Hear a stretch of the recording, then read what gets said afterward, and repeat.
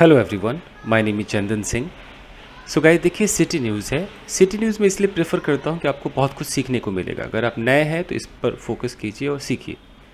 100-200 city news के वो आप जो आर्टिकल्स पढ़ेंगे तो अंग्रेज़ी आपके लिए बहुत आसान हो जाएगी।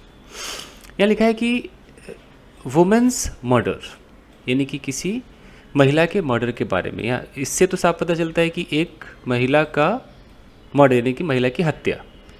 फिर यहाँ पर लिखा है accused constable kept tabs on probe. Accused का मतलब आरोपी, मतलब जिसने उस किसी क्राइम को किया है वो एक्यूज्ड है, उसके ऊपर आरोप लगा है। तो एक्यूज्ड, यहाँ कांस्टेबल है तो एक्यूज्ड कांस्टेबल। फिर इसको आप एडजेक्टिव मान करके चलिए कि ये बता रहा है कि कैसा कांस्टेबल था, एक्यूज्ड था, मतलब जिस पे आरोप लगा था, यानी कि आरोपी कांस्टेबल, यूँ समझिए। यानी कांस्टेबल ही एक्यूज्ड है। यहाँ है कि केप्ट टैब्स ऑन प्रोब। एक कीप अ टैब ऑन होता है, मैं आपको ये समझा दूँ। अगर आप चाहो तो स्पोकन इंग्लिश में इसका यूज़ कर सकते हो आप बोलते समय। जैसे कि हम कहते हैं कि कीप अ टैब ऑन, इसका मतलब होता है नज़र रखना, नज़र रखना। मैं बोलूँ कि he always keeps a tab on me, यानी कि वो हमेशा मुझ पर नज़र रखता है। इसको हम ऐसे भी कह सकते हैं कीप एन आई ऑन, ऐसे भी कह सकते हो, सेम है कि he always keeps an eye on me, इस तरीके से। तो नज़र रखना है, तो वहाँ पर है कि भाई वो हमेशा जांच पड़ताल पे नज़र रखता था। तो ही ऑलवेज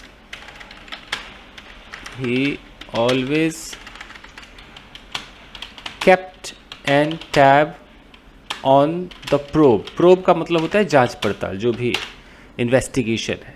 तो ये समझ में आ रहा है, केप्ट और टैब, सॉरी केप्ट और टैब। ठीक है, अब आगे देखिए।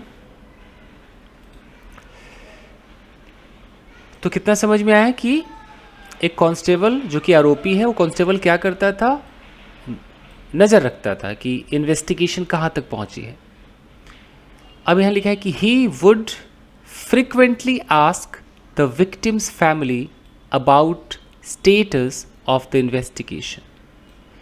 यहाँ पर वुड का क्या काम है भाई, ये वुड क्यों आ रहा है? तो ही वुड फ्रिक्वेंटली आस्क। ये वुड गाइज जब आप पढ़ते हो मॉडल्स वगैरह तो आपको पता चलता है कि वुड का एक और इस्तेमाल होता है। वो वुड का इस्तेमाल होता है जो यूज टू वाली फीलिंग देता है। मैं बोलूँ यार वो पूछा करता, तो फ्रिक्वेंटली पूछा करता था, वो बार बार पूछता था, पूछा करता था। अगर मैं ऐसा बोलूँ, बार बार पूछा करता था, तो इसको मैं वुड से भी कह सकता हूँ कि ही वुड फ्रिक्वेंटली आस्क। मैं बिल्कुल इसको कह सकता हूँ। हम अक्सर चाय पिया करते थे, we would often take tea, ऐसे बोल सकते हैं। तो ये वुड का ये भी इस्तेमाल होता है गाइस। चलिए, तो यहाँ कि he would frequently ask the victim's family, वो विक्टिम के परिवार से, विक्टिम का मतलब कि जिस फैमिली के साथ ये घटना घटी, जो पीड़ित है, यानी कि एक औरत मर गई, तो अगर इसका मर्डर हुआ और इस कांस्टेबल ने मर्डर किया, तो मर्डर जिसके घर में हुआ वो फैमिली विक्टिम्स फैमिली हो गई। तो उस फैमिली से बार बार पूछा करता था क्या, about status of the investigation, की इन्वेस्टिगेशन कैसी चल रही है। एक minute guys, there is a call. Yes guys, यह है कि never showed any signs of aggression. अच्छा, वो नेवर शोड, वो कभी नहीं दिखाता था या कभी नहीं दिखाया, हम दोनों इसको समझ सकते हैं। कभी नहीं दिखाया एनी साइंस ऑफ अग्रेशन, मतलब कभी गुस्से में हो, अग्रेशन का कोई साइन, मतलब कोई लक्षण नहीं दिखाया। And shared little information about himself, यहाँ नेवर लगा हुआ है, तो कभी भी अपने बारे में छोटी इन्फॉर्मेशन भी नहीं शेयर की विद कलीग्स, अपने कलीग्स के साथ। रिकॉल्स इंस्पेक्टर, ऐसा जो पुलिस इंस्पेक्टर वो सारी बातें याद करके बोलता है कि वो ऐसा कांस्टेबल था कि हमेशा कूल काम रहता था, कभी कुछ बताता ही नहीं था अपने बारे में, बट वो एक मर्डरर था ये पता नहीं था। अब देखिए, यह लिखा है कि a demeanour that doesn't arouse suspicion. पहले यही इसी को समझते। देखिए, डिमीनर का मतलब होता है बिहेवियर, अब बिहेवियर की बात हो रही कि एक ऐसा बिहेवियर। अब यहाँ पर ये दैट का क्या मतलब है, इस बिहेवियर के बारे में बता रहा है। तो यानी कि जो दैट है हमारा एक रिलेटिव प्रोनाउन हो गया, और दैट डजेंट अराउज सस्पिशन ये यहाँ तक हमारा एक एडजेक्टिव क्लॉज हो गया। यानी कि डिमीनर के बारे में बता रहा है कि बिहेवियर, कैसा बिहेवियर, जो डजेंट अराउज सस्पिशन, एक ऐसा बिहेवियर जो शक पैदा नहीं करता। अराउज का मतलब पैदा करना, सस्पिशन मतलब शक, तो जो शक को पैदा नहीं करता है ऐसा behaviour, comma a tone that invokes trust, एक ऐसा टोन जो ट्रस्ट को पुकारता है, ट्रस्ट को पैदा कर देता है, इन्वोक करता है, आवाहन करता है कि ट्रस्ट, विश्वास हो जाए। And never a word or two about one's personal life, और कभी भी किसी के पर्सनल लाइफ के बारे में कोई चीज़ नहीं पूछता है। नेवर अ वर्ड, कोई एक शब्द या दो वर्ड, और टू क्या होता है एक्चुअली, एक मुहावरा होता है गाइज। जैसे कि अगर मैं बोलूँ कि,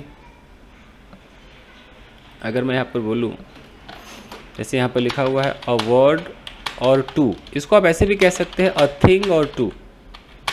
इसका मतलब होता है इंफॉर्मेशन, इंफॉर्मेशन। जैसे मैंने बोला कि आई हैव अ थिंग और टू से टू यू, यानी कि मेरे पास कुछ इन्फॉर्मेशन है, कुछ बातें तुम्हें कहने के लिए। तो थिंग की जगह कुछ लोग वर्ड कह देते हैं, अ वर्ड और टू, यानी कि कुछ चीज़ें, कुछ इन्फॉर्मेशन, इसको बोला जाता है। तो देखिए, तो कह रहा है कि अ टोन, एक ऐसा टोन दैट इन्वोक्स ट्रस्ट, जो ट्रस्ट को पैदा कर देता है, and never a word or two about one's personal life, किसी पर्सनल लाइफ के बारे में कुछ ज़्यादा नहीं पूछता है। तो these were the few things, these were, ये कुछ चीज़ें थी, recalled by senior inspector under whom murder accused constable Surendra Singh worked. अब सेंटेंस को तोड़िए पहले गाइस। तो ये कुछ चीज़ें थी कि भाई वो बड़ा अच्छा बिहेवियर था उसका, बड़ा ट्रस्ट पैदा करने वाला था, पर्सनल चीज़ें नहीं पूछता था, ना बताता था, तो ऐसी कुछ चीज़ें थी। अब है कि रिकॉल्ड बाय, जिसको याद किया गया। रिकॉल का मतलब है कि आप पुराने, आप जो मेमोरी है उसके अंदर से फिर से उसे ताज़ा कीजिए, रिकॉल कीजिए। इन चीज़ों को रिकॉल किया गया किसके द्वारा, एक सीनियर इंस्पेक्टर के द्वारा। कौन सा सीनियर इंस्पेक्टर, अंडर हुम, जिसके नीचे मर्डर एक्यूज्ड, खून का जो आरोपी कांस्टेबल है, हत्या का जो आरोपी कांस्टेबल है, सुरेंद्र सिंह वर्गड काम किया करता था। इस तरीके से तोड़ तोड़ कर देखिएगा इस। देखिए, अंडर हुम भी बड़ा अच्छा आप यूज़ कर सकते हो कि उसके नीचे, उसके अंडर में, जैसे आप ऐसे बोल सकते हो, स्पोकन इंग्लिश में भी आप इसका इस्तेमाल करो। आप कह सकते हो जैसे कि अंडर होम, इसका मतलब हुआ जिसके नीचे, वैसा नीचे नहीं, मतलब जिसके नीचे आप, जिसके अंडर में काम कर रहे हो। तो आपने बोला कि well he is the person under home I work, ये वो व्यक्ति है जिनके नीचे मैं काम करता हूँ, जिनके अंडर में मैं काम करता हूँ। तो ऐसे आप यूज़ कर सकते हैं। ठीक है जी, चलिए आगे बढ़े। यह है कि mister Singh has been booked for murdering a 28-year-old former Delhi police constable. देखिए, सुरेंद्र सिंह की बात हो रही, तो mister Singh has been booked, present perfect का पैसिव है ये, हैज़ बिन बुक्ड। बुक का मतलब है कि एकदम उसे अब उसके ऊपर मुकदमा चालू हो गया, मतलब बुक कर लिया गया, यूँ समझिए, हैज़ बिन बुक्ड। किस लिए उसको भी बुक कर लिया गया, किस लिए उसको गिरफ्तार कर लिया, किस लिए उसके ऊपर केस चालू हो गया, फॉर मर्डरिंग। ये जो फॉर के साथ आप आईएनजी देख रहे हैं ना, इसको समझिए बहुत ध्यान से। जो लोग गलतियां करते वो आप ना करें। देखिए, अभी होता क्या है दोस्तों, खुद मेरे ऑनलाइन स्टूडेंट्स ऐसी गलतियां करते हैं। वो ऐसे बोलते हैं कि कल मैं मार्केट गया, I went to market yesterday for purchasing vegetables. आप लोग भी गलतियां करते ही होंगे। तो जब पूछा जाता है कि भैया यहाँ फॉर परचेजिंग क्यों लगाया, सर सब्जी खरीदने के लिए सर, फॉर के साथ आईएनजी आता है ना सर। ठीक है, आता है, बट कब आता है आपको पता है क्या? नहीं पता है। वो आता है आम की जगह, आप यूज़ करो इमली की जगह। यहाँ पर ये गलत हो जाता है, दिस इज़ रॉन्ग, इसको आप यूज़ नहीं कर सकते। आपको यहाँ पर कहना होता है कि आई वेंट टू मार्केट, मैं मार्केट गया सब्जी खरीदने के लिए। यहाँ पर इन्फिनेटिव लगाओ, to purchase vegetable, to purchase vegetables. फिर आता है कि सर फॉर मतलब के लिए, उसमें आईएनजी, दुनिया भर की हिंदी वाली बातें करते हैं, वो सिचुएशन नहीं देखते, के लिए और ये वो करते हैं। तो देखिए गाइस, फॉर के साथ जब आप वर्ब में आईएनजी लगाते हो तो उसके दो मतलब निकलते हैं।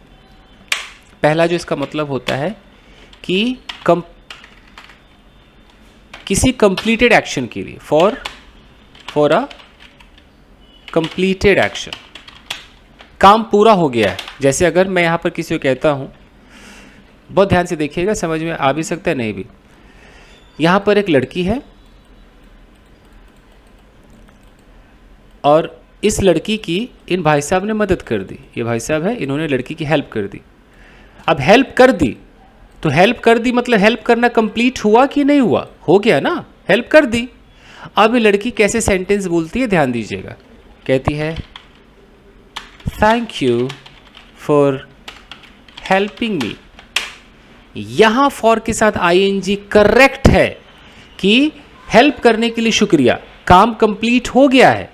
तो जब काम कंप्लीट हो जाए, for a completed action complete हो जाए, उसके बाद आप बोलिए मैंने आपको पढ़ा दिया। अब आप मुझे बोलोगे सर पढ़ाने के लिए शुक्रिया, तो कैसे बोलोगे? Thank you for teaching me, मुझे पढ़ाने के लिए शुक्रिया। उसी तरीके से अगर किसी ने कोई क्राइम कर दिया, कोई क्राइम कर दिया और उसे गिरफ्तार कर लिया, गिरफ्तार कर लिया गया या सज़ा दे दी गई, सज़ा दे दी गई, यू नो, तब हम फॉर प्लस वर्ब में आईएनजी लगाते हैं उस क्राइम को दिखाने के लिए, उस क्राइम को दिखाने के लिए। कैसे? सपोज बात को समझिए, यहाँ पर एक लड़का है और इसने किसी को किल कर दिया, मार दिया, किसी को मार दिया। मार दिया कंप्लीटेड एक्शन और नॉट, मारने का काम डन हो गया है, मार दिया। अब इस लड़के को गिरफ्तार कर लिया गया है, ठीक है। तो मैं कहता हूँ कि a boy has been arrested, एक लड़के को गिरफ्तार कर लिया गया है। क्यों? पर्पस क्या था गिरफ्तार करने का? तो कंप्लीटेड एक्शन दिखाइए, फॉर किलिंग अ मैन, एक आदमी को उसने मार दिया था। ध्यान से देखिए यहाँ पर क्या है। तो आपको क्या लगता है, ये फॉर किलिंग अ मैन काम हुआ कि नहीं हुआ? काम हो चुका है, आदमी को उसने मार दिया और कंप्लीटेड एक्शन के लिए हमें दिखा रहे कि भैया उसे गिरफ्तार क्यों किया? क्योंकि उसने मार दिया।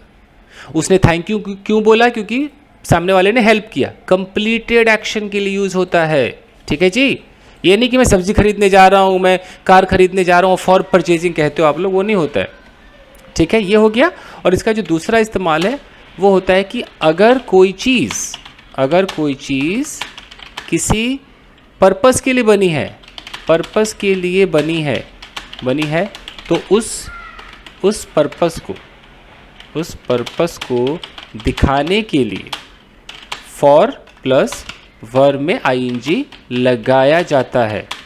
पर्पस का मतलब आपके घर में एक चाकू है, आपके घर में एक नाइफ है।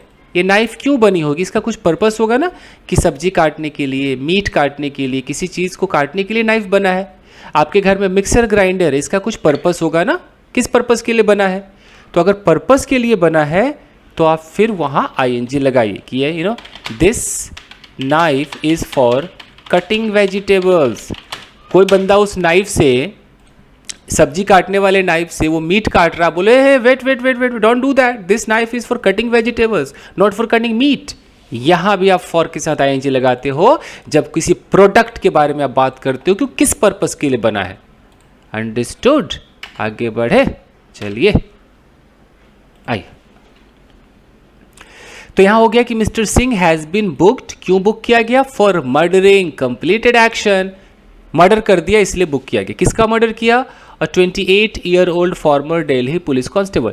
मैं हमेशा बताता हूं कि ये ईयर ओल्ड और ईयर्स ओल्ड में क्या फ़र्क होता है मैं बता चुका हूँ कई बार, नहीं अगर दोबारा जानना चाहते तो फिर कमेंट में लिखिएगा, मैं हर बार बता दिया करूँ। तो एक 28 साल की फॉर्मर मतलब भूतपूर्व जो पहले थी दिल्ली पुलिस कांस्टेबल, उसको जान से मारने के जुर्म में मिस्टर सिंह को बुक कर लिया गया। अब यह है कि हु हैड गॉन मिसिंग, ये हु किसके लिए आ रहा है, इस कांस्टेबल के लिए आ रहा है। ये हु क्या है, ये एक रिलेटिव प्रोनाउन है।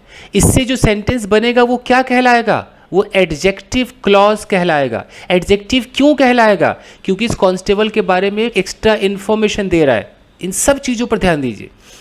वो constable who had gone missing, जो गायब हो गई थी 2 years ago, 2 साल पहले गायब हो गई थी जी, उस कांस्टेबल के मर्डर के इल्जाम में मिस्टर सिंह को बुक किया गया। एकदम क्लियर, आगे बढ़िए।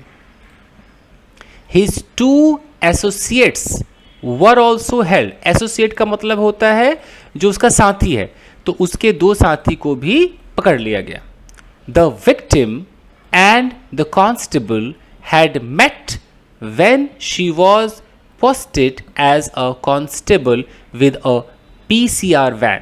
यह क्या कह रहा है कि द विक्टिम यानी कि वो कांस्टेबल जिसकी मौत हो गई वो विक्टिम हो गई, and the victim and the constable, और ये जो कांस्टेबल है मतलब विक्टिम वो लेडी कांस्टेबल और ये कांस्टेबल जो मर्डरर है, जो खूनी है, ये दोनों मिले थे। हैड मेट, कब मिले थे, व्हेन शी वाज पोस्टेड, जब उस पोस्टेड थी, जब उसको पोस्टिंग मिली थी कहाँ पर, PCR वैन में एज अ कांस्टेबल, तब ये दोनों की मुलाकात हुई थी।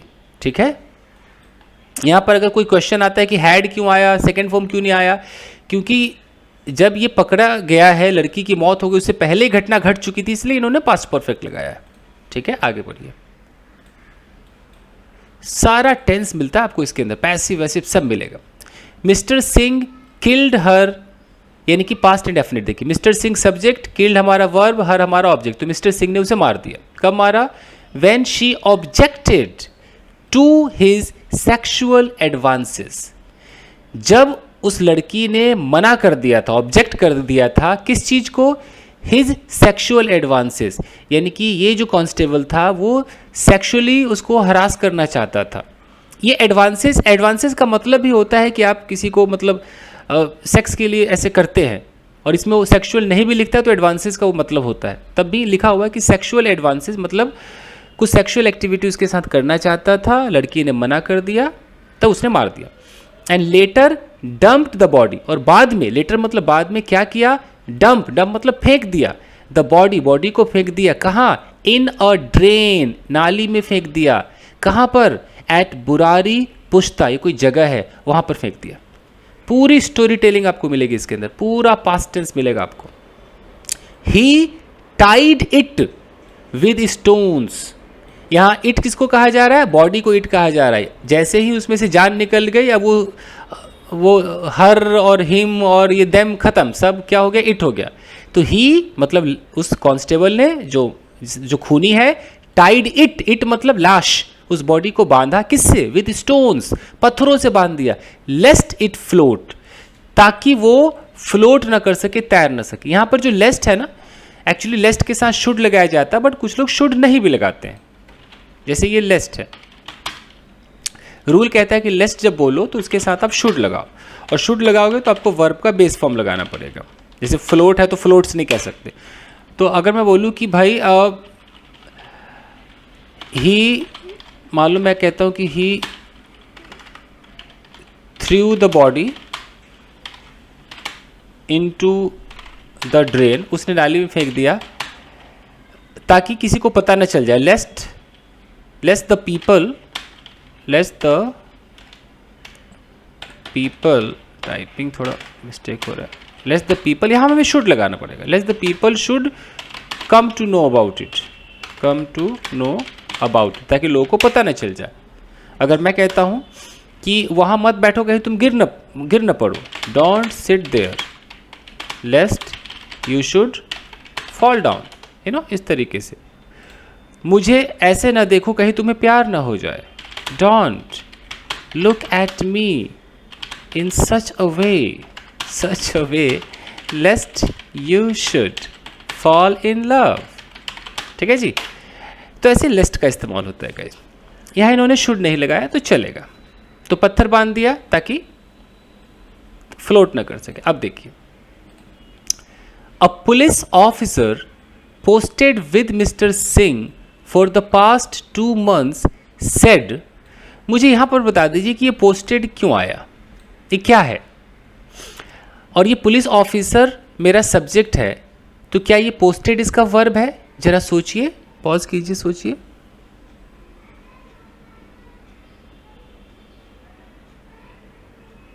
बताइए बताइए। जी नहीं, ये पुलिस ऑफिसर हमारा सब्जेक्ट है, इसका वर्ब ये है सेड। अ पुलिस ऑफिसर सेड, एक पुलिस वाले ने कहा। ये क्या है? Posted with mister Singh for the past 2 months। ये यहाँ से यहाँ तक जो इन्फॉर्मेशन है दोस्तों, इसको बोलते हैं पास्ट पार्टिसिपल फ्रेज। यही तो सीखना है आपको, यही तो खतरनाक है बॉस। देखिए, सीखिए इसको। पास्ट पार्टिसिपल फ्रेज क्या होता है? जैसे मैंने बोला कि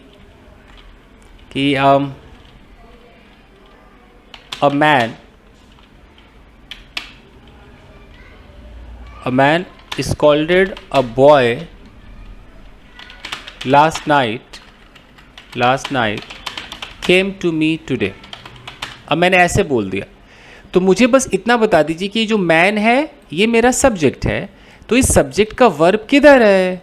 क्या ये स्कॉल्डेड वर्ब है या केम वर्ब है? तो पता चलता है कि ये सब्जेक्ट और ये जो है आप केम टू मी टुडे, ये पूरा का पूरा इनका प्रेडिकेट हो गया कि एक आदमी मेरे घर आज आया। अब ये जो आप देख रहे हैं ना, स्कॉल्डेड अ बॉय लास्ट नाइट, इसको बोलते हैं पास्ट पार्टिसिपल फ्रेज। ये एडजेक्टिव का काम करता है। ये इस मैन के बारे में एक एक्स्ट्रा इन्फॉर्मेशन दे रहा है। कौन सा आदमी आया? वही जिसने कल एक लड़के को डांटा था। देख रहे हैं, मैं इसको हाईलाइट कर देता हूँ, स्कॉल्डेड अ बॉय लास्ट नाइट। ये जो है बॉस पास्ट पार्टिसिपल फ्रेज है। हम चाहे तो इस फ्रेज को क्लॉज में कन्वर्ट कर सकते हैं। Convert the phrase into a clause. कैसे करेंगे? अ मैन, यहाँ पर एक रिलेटिव प्रोनाउन लगाइए हु, और तब कीजिए who scolded same. A boy last night सब कुछ सेम रहेगा। Came to me today. अब ये जो आप हु से देख रहे हैं ना यहाँ तक लास्ट नाइट, ये पूरा का पूरा अब क्या बन गया? इसे बोलते हैं क्लॉज। ये एडजेक्टिव क्लॉज है। तो हम पास्ट पार्टिसिपल फ्रेज यूज कर ले या रिलेटिव प्रोनाउन से हम एक क्लॉज बना ले, दोनों एडजेक्टिव का ही काम करेगा। चलो जी आगे बढ़े जी।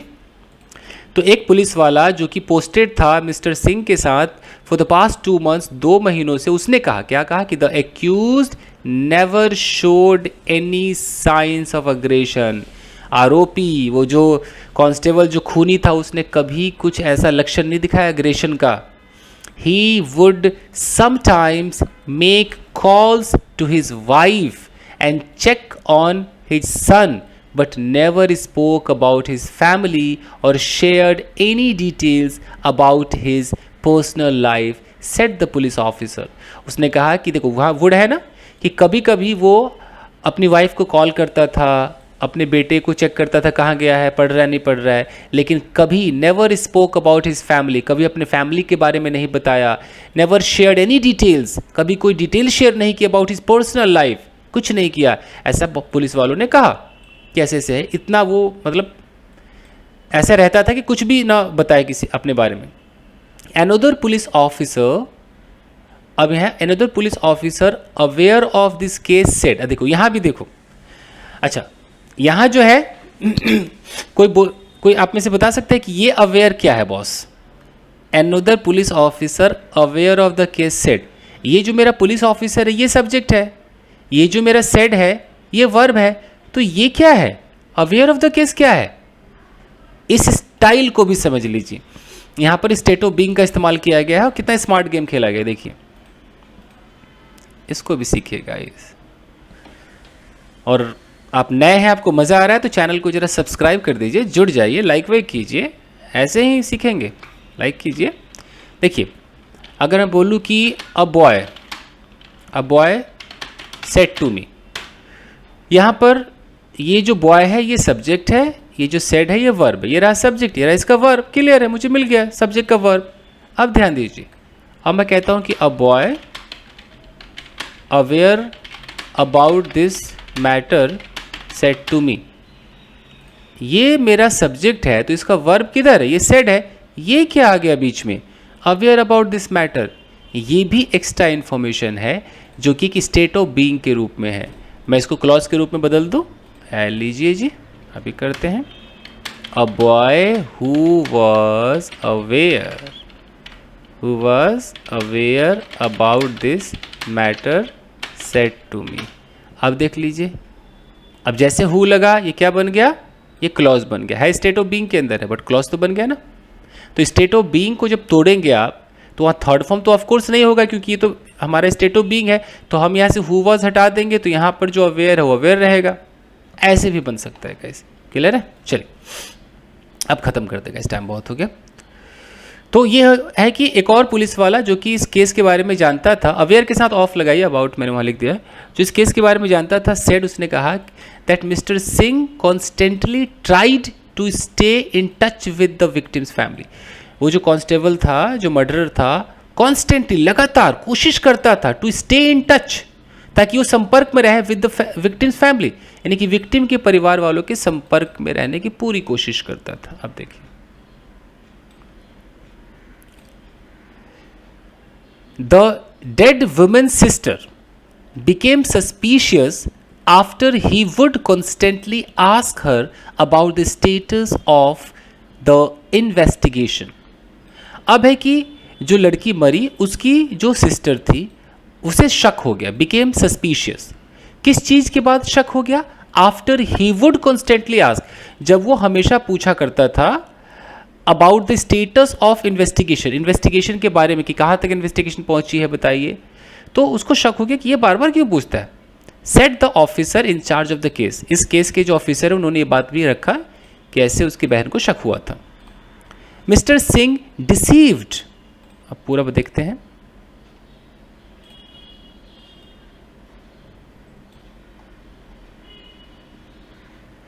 तो mister Singh deceived family into believing, उन्होंने धोखा देकर यकीन दिलाया, deceived the family into believing she was still alive, कि वो जिंदा थी। My God. He made Ravin his brother in law, उसका कोई ब्रदर इन लॉ होगा, he made Ravin call her family, उससे अपने उस फैमिली से उसको कॉल कराया, मतलब उसकी फैमिली को अपने ब्रदर इन लॉ से कॉल कराया। देखिए यहाँ जो मेड आप देख रहे हैं ना गाइस, ही मेड रविन, इसी को कॉजिटिव कहा जाता है, तो कभी कभी तो कॉजिटिव मिल ही जाएगा गाइस, देख लीजिए। जैसे अगर मैं यहाँ पर बोलूँ कि he made me call Ramesh, तो इसका मतलब मैं क्या कहना चाह रहा हूँ, उसने रमेश को कॉल किया कि मैंने रमेश को कॉल किया? रमेश को कॉल मैंने किया और मुझे मजबूर किसने किया? ही ने किया। ही ने कहा होगा भाई कर दे कर दे कर दे, तो मैंने कर दिया, तो he made me call Ramesh. इस तरीके से इसको बोलते हैं कॉजिटिव गाइस, कई वीडियोस हैं मेरे इसके ऊपर। तो यहाँ पर लिखा हुआ है कि ही मतलब वो जो मर्डरर था, ही मेड रविन, रविन कौन है? उसका ब्रदर इन लॉ है, वो जीजा हो साला हो, ब्रदर इन लॉ के दोनों मतलब होते हैं। उसने अपने ब्रदर इन लॉ रवीन से कॉल कराया हर फैमिली, उसके परिवार को, फ्रॉम डिफरेंट फ़ोन नंबर्स, अलग अलग फ़ोन नंबर से, फ्रॉम डिफरेंट स्टेट्स, अलग अलग राज्यों से कराया, identifying himself as one Arvind, खुद को ये आइडेंटिफाई करते हुए कि वो अरविंद है, ये पहचान देते हुए कि वो अरविंद है, अरविंद नाम बताता था। ही टोल्ड देम, ही उसने कहा कि ही यानी कि जो अरविंद है, he had married her and that they were living happily, वो उसने बोला कि शादी कर लिया, खुशी से रह रहे हैं। द ऑफिसर सेड, मतलब ये यकीन दिला दिया कि जिंदा है, हम लोग शादी करके आराम से रह रहे हैं, हम घर नहीं आ रहे, ऐसा यकीन दिला दिया। ड्यूरिंग द इन्वेस्टिगेशन, यानी कि जांच पड़ताल के दौरान, द पुलिस लर्न्ड का मतलब पता चला, that 5 calls were made to the victim's family, victim के परिवार को 5 कॉल किए गए थे, where Ravin posing as Arvind, Ravin जो कि अरविंद का रूप धारण किए हुए था, इन्फॉर्म्ड देम, उनको बताया that they were fine and were hiding from his family, बताया कि वो लोग ठीक थे और परिवार से छुप रहे थे क्योंकि वो भागकर शादी वादी की होगी, ऐसा बहाना बनाया। अब देखिए, the police have sent the samples of the skeleton recovered from Burari Pushta for DNA testing. देखो, police have sent, present perfect tense है, पुलिस ने भेज दिया है सैंपल्स को। किसके सैंपल को? स्केलेटन, जो भी हड्डियां मिली होंगी उस सैंपल को भेज दिया है। तो स्केलेटन के बाद रिकवर्ड क्यों है? ये भी आपका पास्ट पार्टिसिपल है कि वो स्केलेटन जिसे रिकवर किया गया, कहाँ से? बुरारी पुश्ता से रिकवर किया गया, उसको भेज दिया गया डीएनए टेस्टिंग के लिए। Samples of family members were also collected, family members के भी कुछ सैंपल्स कलेक्ट किए गए। The police are yet to conclude, देखो येट टू का मतलब अभी भी कंक्लूड करना बाकी है। बड़ा अच्छा येट टू है, जाते जाते सीख लीजिए इसको भी, बहुत यूज होता है न्यूज़पेपर में। अगर आ जाए येट टू, तो येट टू का मतलब है कि काम होना बाकी है, अभी हुआ नहीं है। मैं बोलता हूँ कि I am yet to upload this video, इसका मतलब ये वीडियो मैंने अपलोड नहीं किया, अभी करना बाकी है।